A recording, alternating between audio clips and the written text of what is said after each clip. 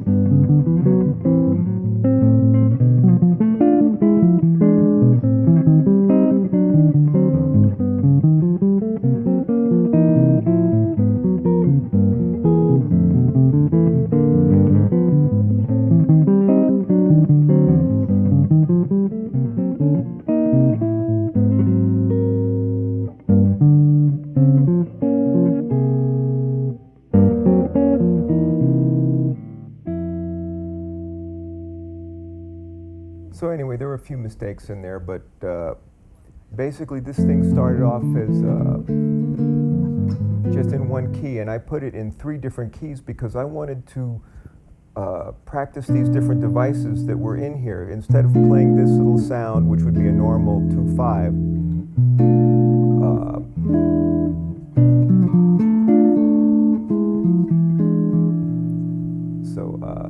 that gives us the same effect of this, except there's a move.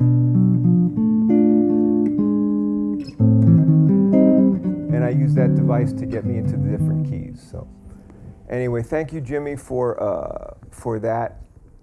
You know, he was in poor health in the last few months of his life, and in the end, before he was taken home for hospice, he was struggling to breathe, but in the hospital, and several of his friends were keeping vigil and spending time with him. And he was, for those who knew him, they knew him as the consummate gentleman. And the nurse came into the room, and Jimmy introduced me to the nurse. He wanted to make sure that everybody knew everybody else. He said, "This is Sid Jacobs, and this is Dave Kuntz, a great guitar player, and this is Phil Upchurch, a great guitar player, and this is Tim May, a great guitar player." And the nurse says, "Well, are all your friends great guitar players?" And it's funny, all of us looked at each other. At that time, we were thinking, well, Jimmy was great friends with Joe Pass, Barney Kessel, and the litany went on in our head. And just as if we rehearsed it, we all looked at each other and went, yes. So as I was sitting there with him, I had given him this little thing. I knew he loved the music of George Gershwin, and I had put together this little piece. And what Jimmy would do when I would give him some music, or he wanted me to do this when he gave me some music, is to mess with it, completely destroy it, turn it upside down, and do something with it. And I had given him this little piece of music, and he whispered to me, you know, that it ain't necessarily so. I've been trying to mess it up. I'm still trying to mess it up. So anyway, this is what I'd given him, and I know he enjoyed it. Now, tried to get the effect of 2 things going on. So there's this, which is actually quite simple, and this is, that's the 3rds and 7ths, except that's with the.